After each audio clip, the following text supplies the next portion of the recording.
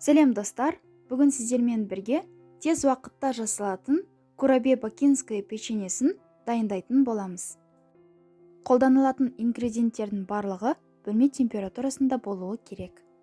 Ең алдымен 120 грамм сары майды миксердің көмегімен аздап араластырып аламыз.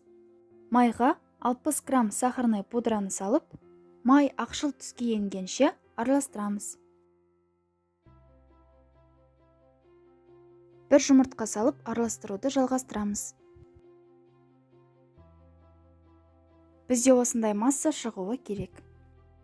Жарты шай қасық құпсытқыш және 200 грамм електен өткізілген ұнды сары майдың үстіне аз-аздан салып араластырамыз. Ұнды сұйық массаға салып жатқанда духовканы 180 градусқа алдын ала қыздырып қойыңыз.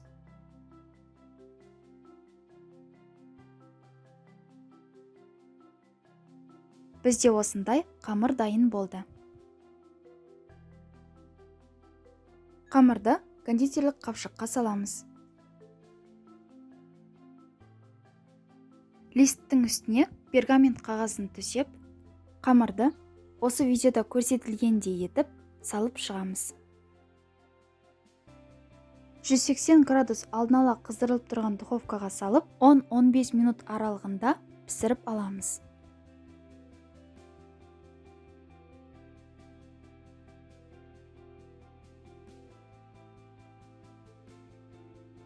Печеньені безендіру үшін шоколад, фисташка ұнтағы және түрлі түсті посыпканы қолдандым.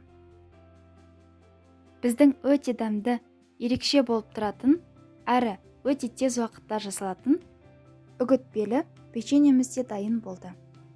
Рецепт ұнаған болса, каналға жазылып, дәл осы видеоға лайк басуды ұмытпаңыздар. Бізбен бірге болғандарыңыз үшін алғысым шексіз. Келесі кездескенше.